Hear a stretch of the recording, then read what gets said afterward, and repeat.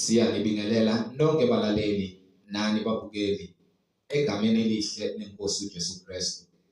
Kuzo zonke izindawo enilalele kuzo siyanxusa njengokuba kunxusa uNkulunkulu emazulwini ukuba nithathe amaBhayibheli enu njengamanje nilalele ivangeli lombuso wezulu lapho sishumayela khona ukuphenduka nokuthethelelwa kwezono lokubhabhadiswa egameni likaJesu Kristu oyinkosi nomsindisi.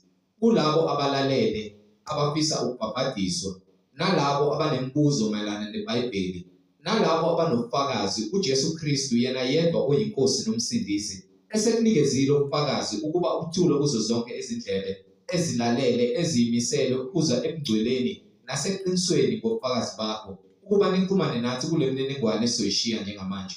Ngizoqala nge-email address ethi izwilenkosi.ujesukristu@gmail.com izwilenkosi.ujesukristu@gmail.com no my cell phone number no my WhatsApp number la ningakwazi ukuxhumana nathi khona ethi 066 566 9245 066 566 9245.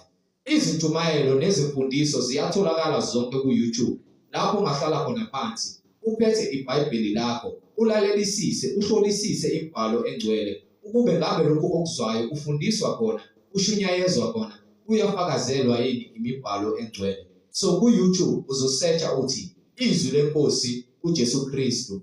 Ungakhohlwa ukusubscribe, ungakhohlwa futhi nokupressa i-notification button ukuze ngaso sonke isikhathi uzoyithola izimfundiso eziphilileyo ngaso sonke isikhathi lapho zi-uploadwa khona. So ku-YouTube uzosearcha uthi izwi lenkosi uJesu Kristu.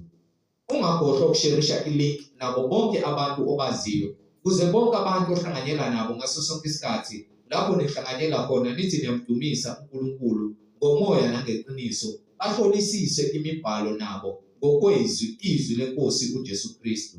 So sharisha ilink ku-YouTube izwi lenkosi uJesu Kristu, izwi lenkosi uJesu Kristu. Ake sigobise amakhanda sivala amehlo sibonge ubaba wethu osezulwini ngokusipha amandla okubhukana namanje kuseni ukuba silizwe ilizwi lakhe. Ake sigobise amakhanda sivala amehlo. Baba wethu osezulwini, mangcweliswe igama lakho, umbuso wakho mawufike, intando yakho mayenziwe emhlabeni njengasezulwini. Usiphe namhlanje isinkwa sethu semihla ngemihla. Usithethelela amacala ethu njengoba nathi sibathethelela bonke abasonayo. Ungasingenise ekulingweni kepha usisindise kokubi ngokuba umbuso ungowakho namandla nenkazimulo kuze kube phakade. Amen. Bazalwane nani bayalaleli yamukelani mfowethu uMhlengizondi ozobe sihola ngokwefihlakalo yemibhalo umoya ongcwele ekhazimulisa isibani sezwe uJesu Kristu yena oyisisekelo sokukholwa kwethu. Amen. Ngiyelele bazalwane egameni lenkosi uJesu Kristu ninimandla bonke. Silobe sithule bona ubufakazi ngawe imibhalo ukuthi yinye inkosi yinye inkolo moya imbhabhadiso egameni likaJesu Kristu. Siyambonga uNkulunkulu yena yedwa osinikile ithuba lokuvuka ekuseni ukuba sikwazi ukuthi simdumise osukwini ngalesikhathi sisanokuphila. Siyacela futhi uNkulunkulu ukuba yena yedwa asisingathe asigade asihole size sipheleliswe othandweni kulolu hambo lolu esikulo ngamandla kaNkulunkulu nangomusa wakhe kuze kupheleliswe icebo lakhe ezintweni zonke. Lolu hambo uhambo lalabo abafuna ukuphila lokuphila uNkulunkulu ngoJesu Kristu. So uma ufuna ukuphila ukuphakade uthatha onibozile ngale khaya uthatha leli vangeli leli esilinikiwe ngomoya kaNkulunkulu uhambe ngalo likuhole ezintweni zonke uzuphelelise othandweni. Akukho ukukholwa ngaphandle kwezwi esinikiweyo. Abukho ubungcwele ngaphandle kokuhamba ngezwi esinikiweyo. uNkulunkulu osithandileyo kangaka waze wanikela ngendodana yakhe ukuba izofela thina khona sizothola lensindiso. Indaba yensindiso ijulile, akuyona yanombani njengoba ubona sibaningi, kepha yalabo abakhethiweyo. Awukhethwa yimina. Ungagcoba esontweni ube usekretari, ube umvangeli, umbhishobhi, ube umuntu ohlinzekela abantu, kedwa bese kuzwa uNkulunkulu, ukhethwa nguye uNkulunkulu ukuba ungazenza lezi zinto, bathi uthole ukuthi wena ngaphakathi kuwena awuphelele for uNkulunkulu. So umuntu ulungiswa uNkulunkulu futhi upheleliswa uNkulunkulu, uphelelela uNkulunkulu, akapheleleli umhlengi noma abanye abazalwane. Lungisa indaba yakho noNkulunkulu kuqala, ukuze uma sesikhuluma sisodwa sikhulume sibe lizwi linye, sibe moya munye, sivumelane ngokwemibhalo. Ukuba imibhalo le iyona eyenza ukuthi thina sithi amen emazwini kaJesu, hayi kamhlengi. Bese uthi amen ezintweni ezishiwo yimina zingafakazelwa iBhayibheli, wena sowulandela mina ngoba awulazi iBhayibheli. Indaba isekutheni abantu abalazi iBhayibheli. Into engiyithunyiwe nengiyinikiwe kuthiwa ngitshela abantu ukuthi uJesu ukhona. Bengitshela abantu ukuthi uJesu ukhona abayitsheli ngoba unginike amandla ukuthi ngazi iBhayibheli. iBhayibheli angilazi ngokwami, kepha uyena ongiphile ukuqonda imibhalo. So le mbhalo iphefumulelo kumina ukuba nami ngiyiphefumulele kubantu. So ngisebenzisa leli thuba ukuthi abantu bafunde ukwazi imibhalo, bahlole imibhalo, bangahambi ngezimfundiso nje. Ngoba nakho abantu bethi bakhuluma ngoJesu. Asihlole imibhalo, asifunde ukwenzani ukuhlola imibhalo. Ngaphandle kokuhlola imibhalo, siyolandela zonke izimfundiso lezi ezingenamsebenzi ezidukisayo.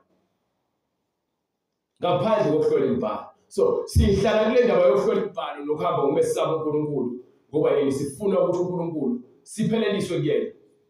Ukuba siyamfuna sonke uNkulunkulu. Akekho ongamdinga uNkulunkulu. Ungazitshela nje manje usathane njalo ngawe ekwenze ubone lento yokukholwa nalokuthi uzothamela izinto kaNkulunkulu ingabalekile. Siyamdinga sonke uNkulunkulu. Hayi kancane futhi siyamdinga nje kakhulu. So emehlweni akho usalungile. Ebusweni bakho usazibona ukuhlakaniphile. Kepha isikhathi sokufa sofika sona. Isona isikhathi sokucacisela. Abanye balithola ithuba lokuthi bahlale kwanje bakelwe, bangalalela, bavumele uSathane. Bayithola ingculazi, baphenduka izibotho, baphenduka ama-drug addict, baphenduka amahosha, baphenduka izigebengu, sebelizwile iqiniso. Ngenxa yokuthi yini uSathane bafaka ukwesaba, bafuna impilo esheshayo. uSathane uyakwenzela impilo yakhe ibe lula. Kepha ungene emanyaleni, ungene ezilingweni ezihibe. Ingakho iBhayibheli kwincwadi yokuqala kaTimotheyu sahluko 6 verse 5, 6, 7, 8, 9. Leyo ncwadi leyo ikhuluma ngokuthanda izinto. Incwadi yokuqala kaJohane sahluko 2 verse 15. Izincwadi lezi ezitshelayo ukuthi lemhlabeni ngeke uthathe lutho uhambe nalo. Futhi ayikho into lemhlabeni engakwazi ukuthi abe ngaphakathi ekubeni ebusuku ukwazi ukulala.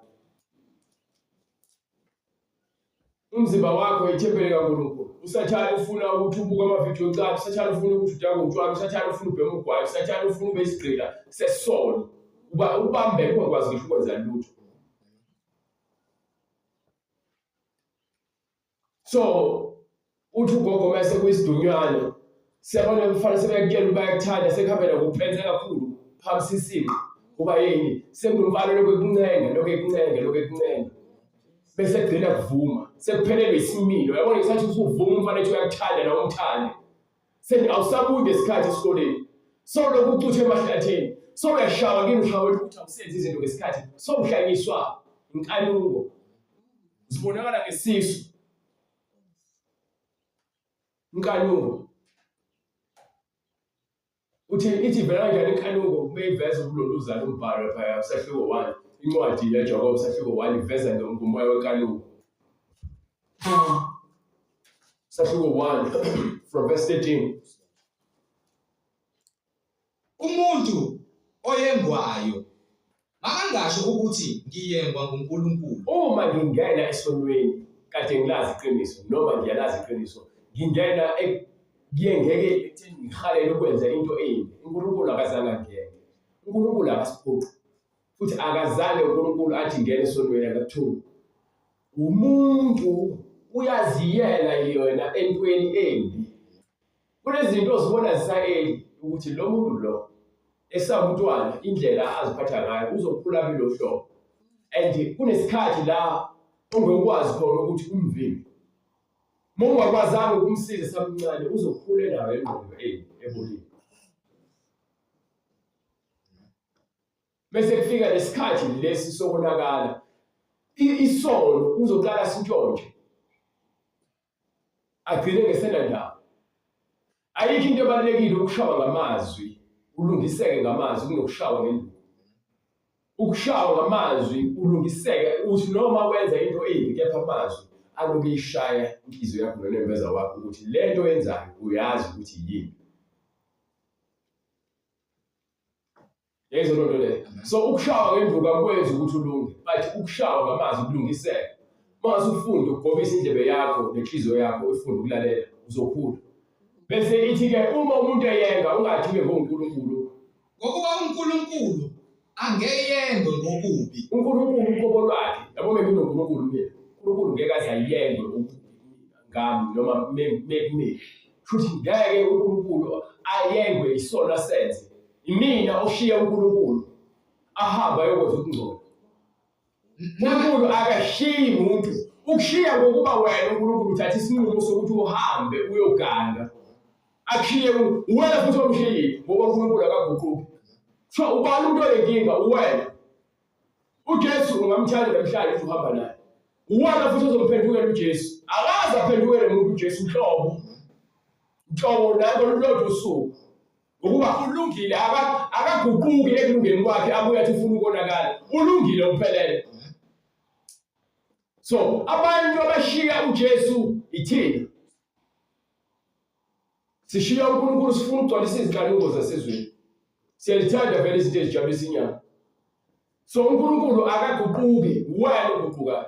Uma ethi uNkulunkulu uhlala la uhleli khona yima, uzoma uma ethemba, uma ungabethemba uzosuka uhambe ufuna indlela yakho. Naye uqobo akayengi muntu. So lo uNkulunkulu akafakani esonweni. Kepha yilona lo uyengwa evungwa ngezakhe izinkanuko So evungwa. isono sakho esenhlizweni yakho esikwazi ukuthi wone phambi kaNkulunkulu. Lona uNkulunkulu akakuyengi futhi naye angeke aze ayengwe because wanqoba ukufa. Ayikho uNkulunkulu into angayazi ngomuntu nangokuphila. Wena ugcwalisa inkanuko yakho ngokuthi ini wenze isono esenhlizweni yakho imidlinzo yakho oyigcwalisayo emibi. Iyona le uNkulunkulu akutshela ngayo ukuthi into ebulala umuntu izinto ezingaphakathi kuyena okusuka enhliziyweni ngoba uyayazi inhliziyo yomuntu ukuthi kuyona kugcwele imidlinzo emibi njalo. So imicabango yakhe emibi uyayazi uNkulunkulu. Umoya wakho wamanga uyawazi. Umoya wakho ofeba uyawazi. Umoya wakho wenkohliso uyawazi. Umoya wakho wenzondo uyawazi. Uma inkanuko isithelile. So isimo salomoya wenkanuko ohlala enhliziyweni yakho ufike ufihle. Ulokubonakala kancane ngezenzo lokukhuzwa. Igcina iyakhula lento le. Yabona into ekuthiwa isono ingena incane kuwena. Ayidingi ngisho iwindi elikhulu idinga nje imbobo engangenalithi mhlawumbe ngaphansi. Ungena nje kwesono. Wangena nje esonweni imicabango noma inkanuko yesono yangena. Ifika ihlale ngaphakathi. Iyazi beyithola indawo iyohlezi ikhona. Moloko ifika izoloku ikhula bese ithini. Uma inkanuko isithathile ibeletha isono. So inkanuko yakho beke yangena njengoba ngithi incane iyakhula. Khula isono ngaphakathi kwena. Nesono sesiphelelisiwe Bese sipheleleke lesono lesi. Yabona lesono lesi bese siphelele ngaphakathi bese siyazala. Ubona umuntu enza kabi edanga utshwala beyiqala incane lento le. Yaze yakhula. Indaba yokufela into enjalo. Indaba yamanga angena kancane aze akhule abe makhulu amanga bese azale isono. So mase wenza athi usikhulelwe isono ngemicabango yakho ekhanda lakho ugcwele isono lenhliziyo yakho bese kufika isikhathi lapho khona wenza into embi. Uyazi ushukela omnandi. And le ndaba yakho ukuthi ushukela ngawuphumi, bese uphuma sewenza isono. Kuba ukhuma ibhekiwe uyahamba uwedwa ukhuma. Beqhamuka uyashaya kahle wenza into. Ukuthi uyazi lento wenza wrong. Unesono.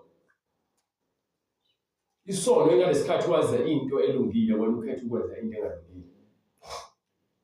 Isono.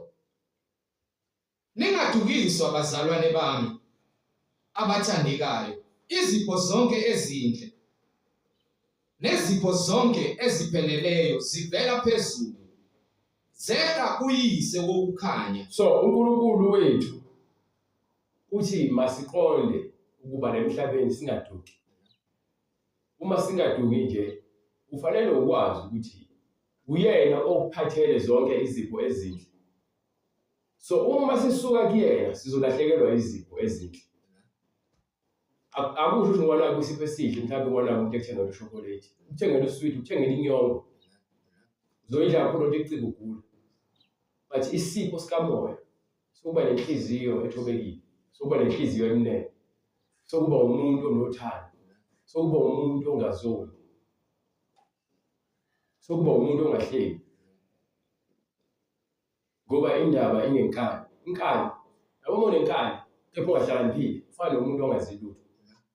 Uma unenkani iba nenkani ngokuba uyalazi iqiniso. Ungabi nenkani ungazi lutho. Ngoba abantu abaningi banenkani kepha bazi lutho ba-empty. So uma u-empty bese vokala lokho uphinde ube nenkani, uvele ube isilima esingaphezu kwezilima zonke. Ngokuba ubhebhethekela esonweni sobuwula. Songafuni ukufunda. Ayinto ebalulekile ukufunda. Ufunde ukwenza njengoba izwi lokuhlakani likuyala. Sifanele ukufunda empilweni yafunda ngenze ukuthi usofunde into njengoba unenkani ukoloza ngento vele engenakuqonda. Uqhamuka umuntu ozokusiza akwambulele indlela eright. Uyafundisa usafunda sifunda size sishone phansi emgodini. Awufundi bese kuthi usoqeda isikole oyunivesithi soqedile ufunda. Odokotela basafunda. Kunezinto abasazifundela. Kuyafundwa yonke ufunda ngempilo ufunda ngomsebenzi. So lokho empilo kubaluleke kakhulu ngoba lo usufika emsebenzini uthatha lokho uaplayayo onake empilweni ukuaplaya emsebenzini. So indaba yokuhlonipha nokuthobeka nokufunda ukulalela nokufuna ukufunda icija wena iyakulolonga ukuthi ube umuntu ofika abantu behlaya afika aphile kepha angathi uhlangana nabo kepha engahlali nabo. Afika aphile nabo ngenxa yomoya anawo ukuqonda impilo. So izipho lezo uNkulunkulu angakupha zona. Ungabe ufika phakathi kwabantu ufuna abantu bezwe ngawe noma babone wena ngathi ungcono. Abantu ababone ubungcwele nobuNkulunkulu wena. Ungabe umlomo kuphela akufakazele isenzo. Abantu abaningi abamazi uJesu. Angisho ukuthi ngimazi kangcono but izwi lakhe ngiyalazi. Kepha abantu abaningi bakholwa kepha abamazi uJesu and abamfuni bese kumele bamthathe uJesu. Bafuna lo Jesu o-cheap, abamfuni lo Jesu lo okwasikhokhela ngegazi lakhe ukuba thina sibe nokuphila. So awubele ngencwadi engibizile eqaleni.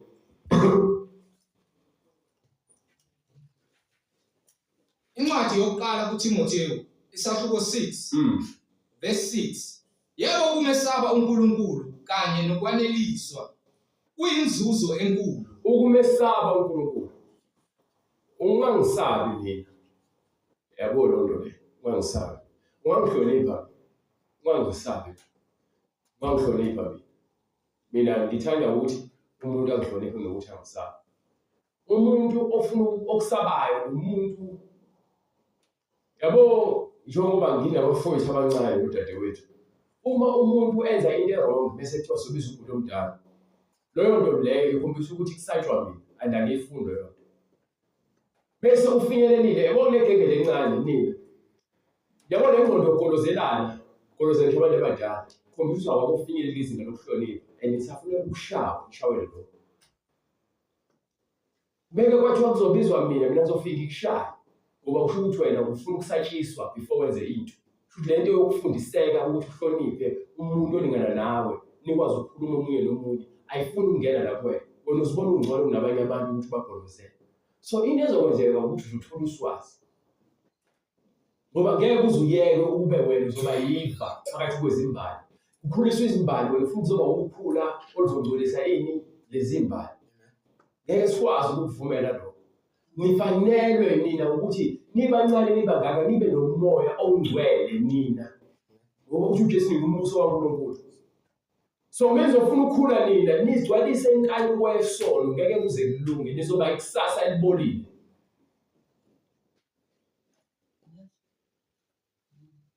So lezi zinto esizifundisayo sizifundiseni ukuthi sijwayele uJesu ngasiyahlala emakhaya. Sifundisa ngempilo ukuthi impilo hlonipha makhelwane.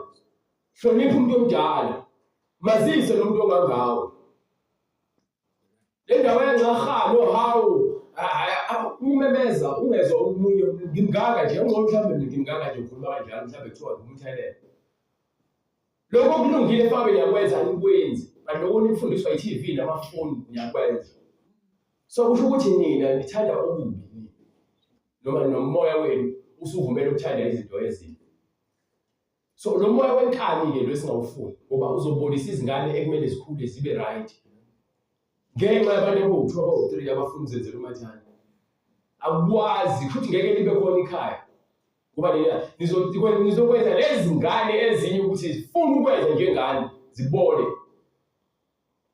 Mina-ke ngisaphila uNkulunkulu esanginikela amandla angeke ngivume ukuthi ekhaya bekhona abantu abadala abusa ingane ezokwenza into ngesikhathi esithandwa yisona engahloniphi ekukhuluma naye ikhuluma ibheke eceleni.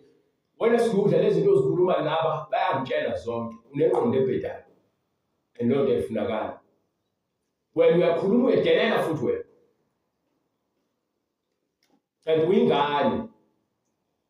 So awube ingane, iba ingane. Ungafuni ukuzenza usisomdala. Le ngqondo yakho nje iyeke. Uyangizwa? Iyeke. Hlukana nayo ayilungile. Ngoba ufaka lo moya umuntu kwezinye izingane. Benikhuluma ninodwa yonke nikhuluma ninodwa izofika kumina. Mengithi wozani la ngizela ukuthi sizokwazi ukuthi nginisole, nginiyale, nginifundise umsebenzi wami lowo. Ngoba ngisebancane ngifanele ukufunda. Ngithola umusa kwabantu abalithole lethu. So ngobona ukuthi lokho sikuzela la kubalekile ngoqhubeka wenza umsangano yakho. Uthi umbhalo yebo kumesaba uNkulunkulu kanye nokwaneliswa kuyinzuzo enkulu. So angikufundiseni mina usaba mina ungabe ngekho umuntu azokwenza lo kanjani bese khona angena uNkulunkulu wakho mina. Ngikufundisa ukwesaba abanye uNkulunkulu. Ngoba silethanga lutho ezweni. So umesaba nokwaneliseka empilweni kubalekile. Ungahali ungabi nomoya. Saba uNkulunkulu hayi umhlengi. Mawusaba uNkulunkulu wazi izwi kaNkulunkulu ukuthi lithini kuwena. Ngoba asilethanga lutho ezweni. So lemhlabeni nje siyaphila akukho esikulethile. Njoba siphila nje emhlabeni siphelela ukuzokhonza uNkulunkulu sihambe ngokumesaba. Singadukiswa izinto ezinhle ezobukhazikhazi zasemhlabeni ngoba ziyadlula. Kusobala ukuthi singemuke nalutho futhi. So abantu abaningi bafisa ukuba nemali. Banikela ngezingane zabo zibe imkhovu, bathola ngezingane zabo. Benza zonke izinto, abanye badayisa ingane zabo bazenze ubahosha, ngenxa bafuna imali. So njengoba benza lezo zinto lezo, uthando labo alukho, abanalo uthando. Ukudayisa ngomunye umuntu noma unikela ngomunye umuntu ukuze kuphile wena, ngabe unalo uthando. So uma uzothatha ingane yakho uyinikele enyangeni wenza umkhovu, ikulethele imali. Ngabe unalo uthando. Unothando lwemali, ufuna ukuba nemali. Uzoba nayo imali yebo, but mase uyothulela uhambe nalo mali. So yonke lento yenzayo iyize lezi. Njengoba lithi uma unakho ukudla nempahla zokugqoka nendobulala aneliseka, futhi uNkulunkulu sifundisana ukuthi singabi nomoya wokuhala ngoba ethini emva kwalokho Yebo uma sinokudla nezambatho aseneliswe yikho. Yebo abafuna ukuceba hayi uceba ngokumzimba abafuna ukuba nengcebo bayeka ekulingweni bangena kuphi ekulingweni nasezihibeni. Isihibe into esuke ibekile bethiwa nje umuntu uyalenga bamqile bafaka isihibe uyalenga uzofa bese kuthiwa ileke futhi Nasezinkanukweni inkanuko esikhulume ngayo sikhulume ngayo inkanuko yobuwula sikhuluma ngayo manje ngane nje besichaza sithi inkanuko isono le mfuno le yabo le mfuno ethiwa inkanuko ukhalele uthe yazi ngikhalela ubhiya ngoba usuyayazi taste yabhiya ngeke uzukhalela ubhiya ungakazuza utaste ngeke uzuyikhalela iKFC ungakazuza uyidla ngeke uzuyikhalela idrink ungakazuza iphuza ukhalela into sokuyazi so isono into sokusuyazi bese uyayikhanuka ufisa ukuyenza bese uyenza ke lokho sowuzalisa isono so iyona lento izihibe bese kuba inenye nasezinkanukweni eziningi zokuwula ezilimazayo. Yes. Ezishonisa abantu ekufeni. Lezo khona isono ngempela sokufaka ekufeni ukukhala kuyokufaka ekufeni ziholela abantu ekufeni nasekubhujisweni ngokuba ukuthanda imali kuyimpande yakho konke okubi. Imali ayiyona impande yesono khona lento abathi imali impande yesono bashiso ngazi imali akuyona eyimpande yesono bathi imali iyimpande noma ayimi ngiyaxolisa uthando lwemali awulungise lapha uthanda kakhulu imali ukuthanda kakhulu utshwala ukuthanda kakhulu ukuhleba ukuthanda lezinto lezi wase ukuthanda nje into engena kuNkulunkulu leyo nto iyimpande yobubi so nothando lwemali luyimpande uthando akusho ukuthi imali uthando luyimpande lwanoma yisiphi isono osenzayo so uthando lwemali nalo luyimpande uthando lwemali thanda kakhulu imali ungenza noma ngabe yini uzube nemali so uthando lakho selikuholela ekutheni wena ugcwale isono engcolisa imali yakho nayo kepha ingcolisile ngokuba ukuthanda imali kuyimpande yakho konke okubi. Ukuthanda imali kuyimpande ukuthanda imali kakhulu kuyimpande yakho konke okubi.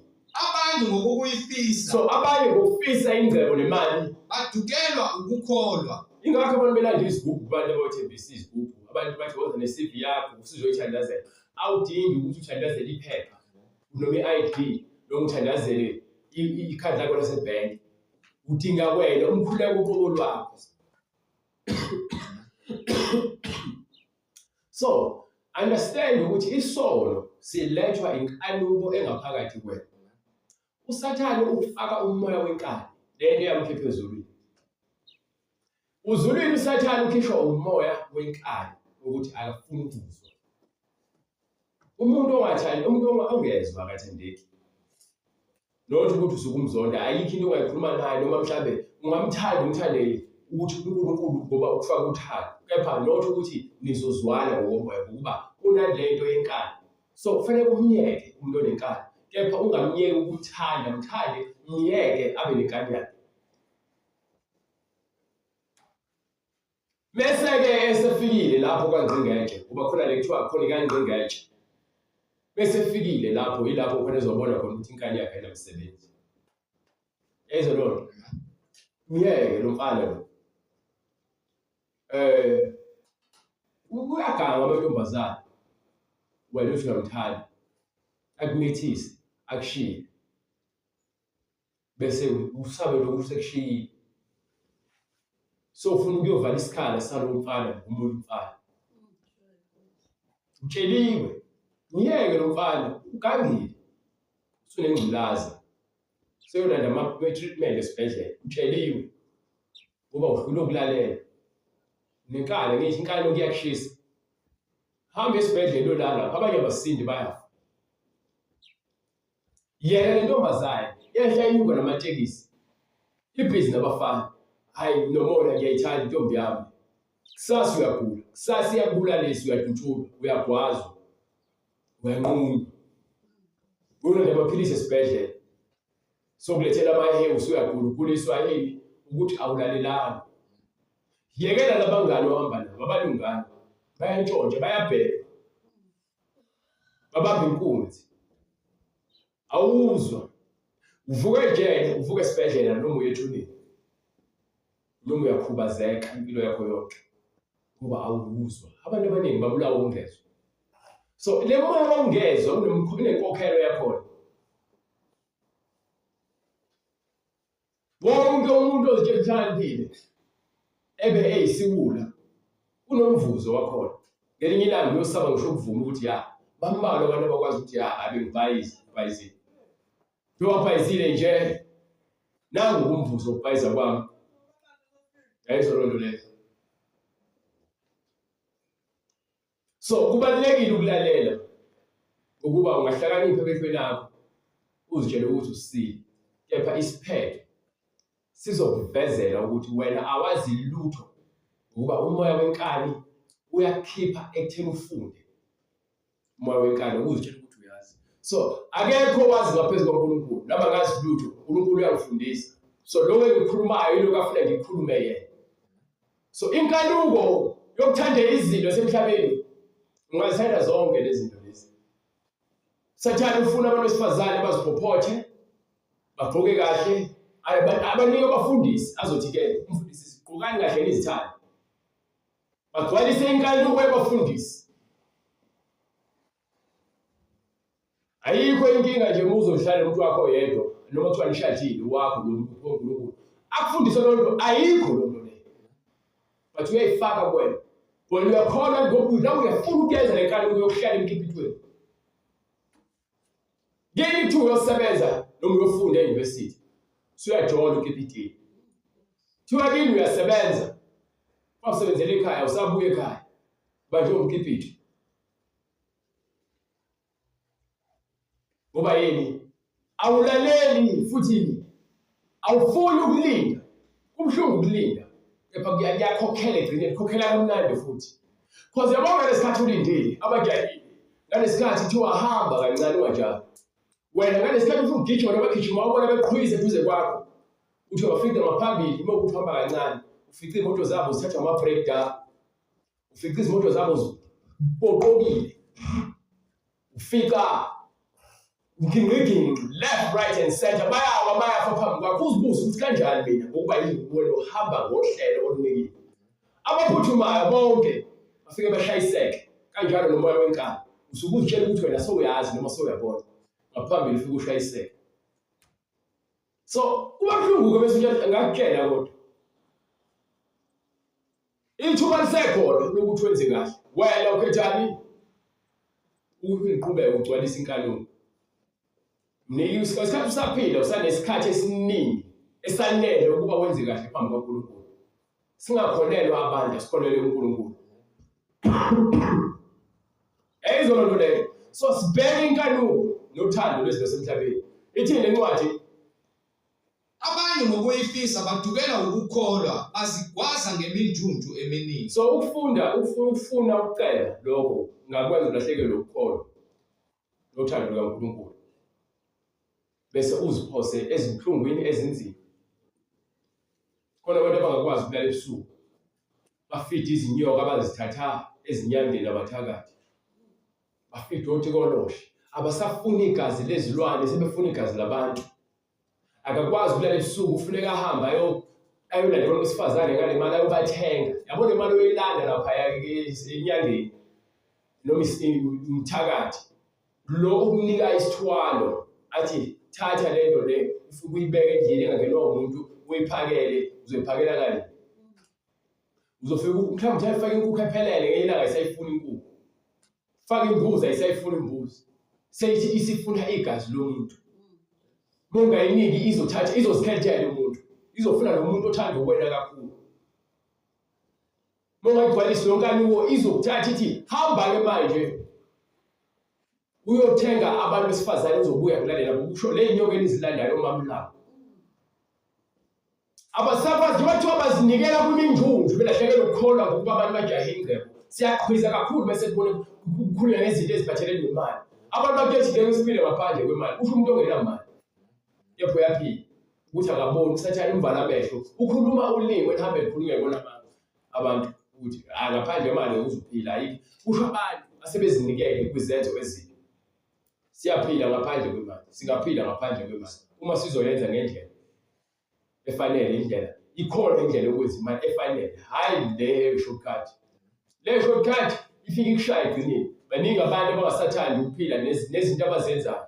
Besifazana odayisa komzimba akasathandi, umuntu odaka utshwala akasathandi, umuntu ofebayo akasathandi, umuntu othwele akasathandi, umbulali akasathandi. Usebulalela ukuthi athole imali. So ibona uthando lwemali luyimpande yakho konke okubi kangakanani.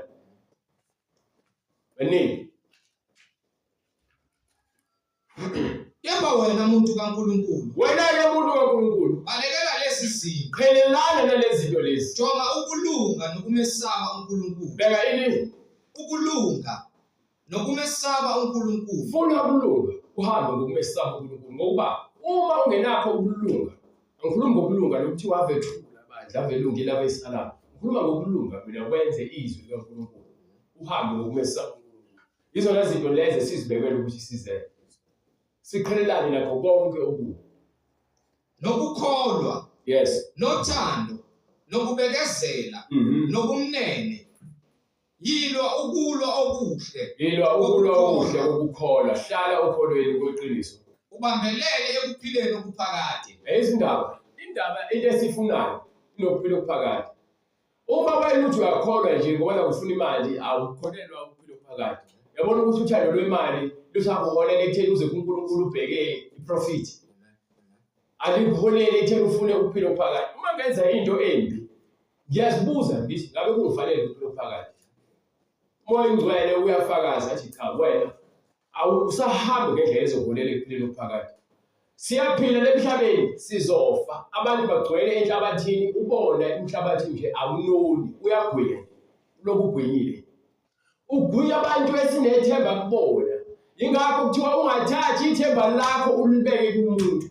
Kepha ithemba lakho malibe kuJehova ngokuba sonke sizofa. Akekho uNkulunkulu. Kepha ke understand ukuthi ke unokuphila okuphakade okubekela. Ngabe unakho yini? Ngabe uyasebenzela yini? Noma wena uphelela isikhashana ukuthi ujabulele emhlabeni. Yini uphilelayo?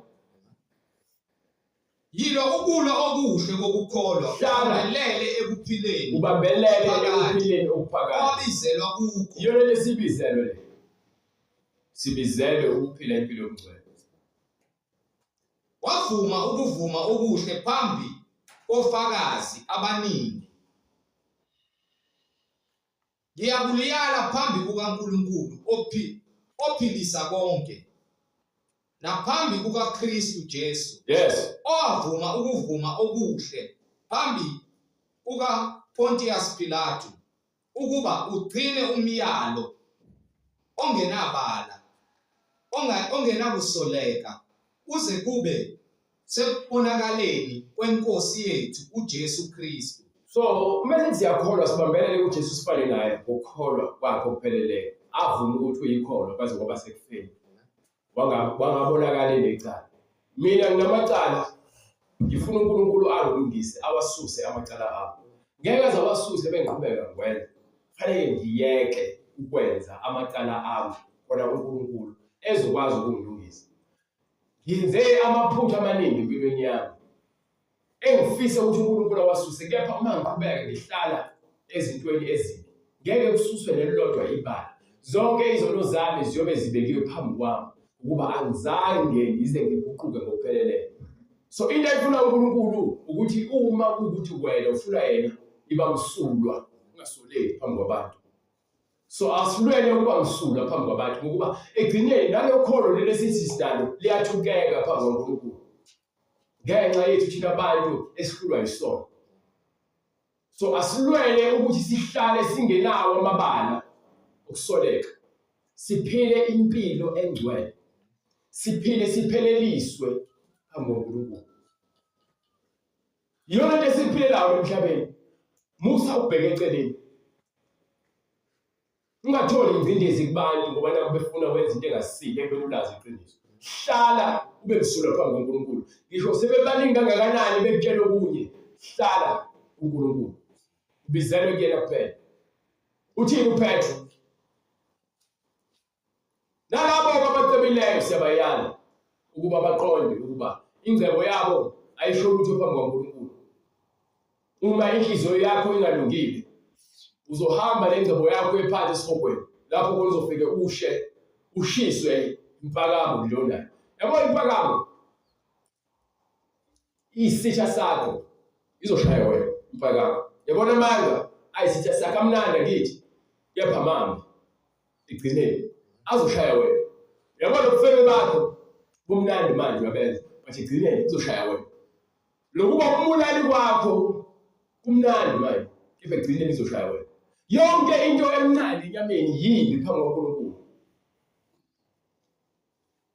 Yabona lokho kwakho lomnandi lobhema funqa futhi uNkulunkulu ubuso bakhe ngale ntuthu yakho. Umnandi kepha igcineni izoshaya wena. Usazobhema noma ungasathandi. Nangotshwala uphuza usazophuza noma ungasathandi. Lamango aqambayo usazokhuluma kuze kwebuhlungu indlela ungasakwazi ukuyeka uqamba lamanga. Ukuba ngikutshela ngithi yonke lento yinhle manje. Yalokudelela kwakho. Manje kumnandi kusazokushaya igcineni. Egcineni kusazokushaya kabuhlungu. Hayi ukuthi uyasongelwa, ngiyakutshela into ezokwenzeka. Nawe uyayisizwasho abantu bakulandela balandela wena. Sabe ukukhazi phambi kaNkulunkulu lezi ulwasho lezi ubani ufundisile ngaze eBhayibhelini. Phela iBhayibheli silandelayo sihambe ngokuhlakanipha kwethu. Ingakho sishubela ethi-ke incwadi isahluko incwadi yaLuzalelo. Incwadi Ezenzo sahluko 2 verse 37 isebekuzwa bonke bahlabeke inhliziyo. Abantu baphila impilo yemanga bethenjiswa izithembiso ezingenamsebenzi. Belendela yonke into ebelizwa engafakazelwa yilutho into enjengoyini. Ngisho ngabe usosayensi, ngisho ngabe uthwepheshe kwezwa akhathali ngabe ufundisa ini. But uma ungenalo iqiniso likaNkulunkulu, yonke lento oyenzayo ayize lezi. Ngisho abantu bakakuncoma bathi wisigwilo uhamba ngemoto ufundile. But uma uNkulunkulu engekho, loyo nto ayinamsebenzi. Sebekuzwa bonke bahlabeke ezinhliziyweni. Bathi kuPetro nakwabanye abapostoli, madoda bazalwane, siyakwenze njani na? Wasethi uPetro, Phendukani. uthi uPetro ushintsha indlela ophila ngayo. Yiloyo naloyo abhabhathize. Bese uphenduke uze kuNkulunkulu uzongena emanzini ubhabhathiswe egameni likaJesu Kristu. Kukho ukuthethelelwa Khona nje uthethelelwa amacala akho wenzile. khona niyakwamkeliswa. Emva kwalokho uma uhlala emfundisweni kuyobe sewamkeliswa. Isiphiwo sikamoya Umoya ingcwele uyobe sengena ahlale kuwena. ngokuba isithembiso ngesenu Esenu esabantwana benu esabo bonke abakude. bonke inkosi uNkulunkulu wethu eyakubabiza. Wayesefakaza ngamanye amazwi kweningi ngoba yena wathini. Zisindiseni kulesi sizukulwane esiphambeneyo. So wena uzosindisa uNkulunkulu ukhuluma nawe. So bonke abantu abafuna ubhabhadiswa nabafuna insindiso bawuthatha izwi likaNkulunkulu elishiwo eBhayibheli baphenduke balandele imininingwane esiyinikile. Qala inkonzo ngabe uyayibona noma ngabe uyizwile. uNkulunkulu emuhle uza kuyenza indlela yokuthi wena ungene emanzini ubhabhadiswe egameni likaJesu Kristu. Kukho ukuthethelela kwezono zakho. So siyacela uNkulunkulu aqhubeke asigcine siphinde sibonane futhi ngoLwesibili ntambama ngo-5 uNkulunkulu emuhle. uJesu Kristu uyinkosi. Oluvala uNkulunkulu. Baba egameni lenkosi yethu Jesu Kristu, uNkulunkulu namandla. Akekho ofana nawe Nkosi uJesu, akekho ungalinganisa nawe. Sikhulekela Nkosi lowo moya okukuwe Nkosi uJesu Kristu ukuba ulethe ukuqonda nokuphila ezimpilweni zethu ngemfihlakalo yokukhanya eze ngawe wena wedwa okukuphila kwezimpilo zethu. Isibani ukukhanya okwaphenduka inyama. Siyayicela Nkosikazi umoya ukuba isiholele kwiqiniso lonke ngamandla ubufakazi bezwi lakho elingeke laphiliseka, elingeke laguquka, elifakaza iqiniso ngaso sonke isikhathi ngokuba wena uNkulunkulu ulungile, uNkulunkulu womusa. Siyacela Nkosi amehlo ethu avuleke nezindlebe zethu zilizwe ilizwi lakho ukuba ngokusindiswa nokuphila okuphakade egameni elihle leNkosi uJesu manje naphakade. Amen.